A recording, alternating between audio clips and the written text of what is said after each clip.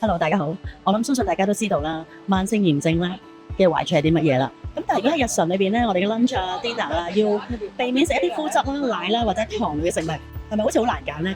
咁我今日咧都好想同大家分享一下我嘅 lunch 喺邊度食。咁咧，如果你係尖沙咀附近做嘢或者翻工嘅話咧，我介紹你喺一個地方超正超抵食，佢就係叫手作飯團啦。咁咧就 exactly 咧喺寶勒巷街頭，咁啊喺馬會隔離附近嘅啫。嗱，其實令到身體慢性炎症可以減少咧，重點咧其實要令到血糖可以穩定。嗱，同一餐嘅食物，如果食嘅次序唔一樣嘅話咧，對於血糖個穩定性咧係絕對不一樣嘅。咁所以咧，我今日咧會揀食沙律菜先。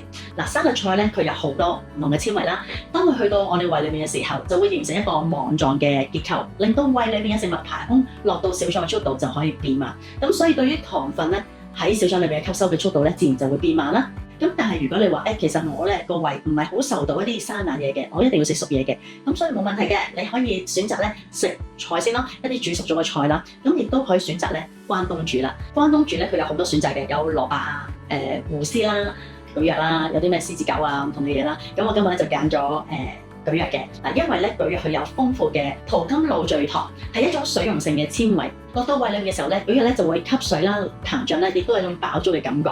咁同樣地咧，佢都會有減慢糖分同埋碳水化合物嘅吸收，令到血糖又唔會突然一飆升，亦都唔會驟降咯。咁首先起碼食完之後，我哋唔會好快好想食嘢啦。咁同埋我哋 lunch 嚟㗎嘛，食完起碼成個人咧唔會覺得攰咯，起碼精神啲啦。咁亦都對情緒咧、皮膚咧，亦都好有幫助嘅。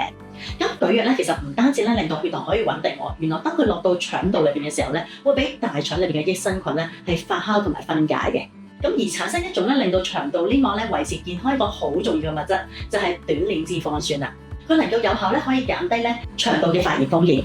好啦，食完菜咯喎，或者食完關東煮咯喎，咁有時我都會加隻蛋啦。咁但係因為我今日食咗2隻，所以我唔會再食噶啦。咁咧我會開始食一啲飯團啦，食少少飯嘅。咁飯團裏邊有時我會揀一啲有雞肉啦，或者有魚肉啦咁樣嘅。咁我今日就揀咗呢一個魚肉嘅。咁有時我都會飲一啲含比較高啲嘅蛋白質嘅豆奶啦。咁今日我就揀咗無糖豆漿啦。咁食完時就超完美啦。咁所以咧，如果咧你有一啲好嘅宵夜餐單啦，歡迎留言分享一下喎。咁我要開餐啦，下次再講，拜。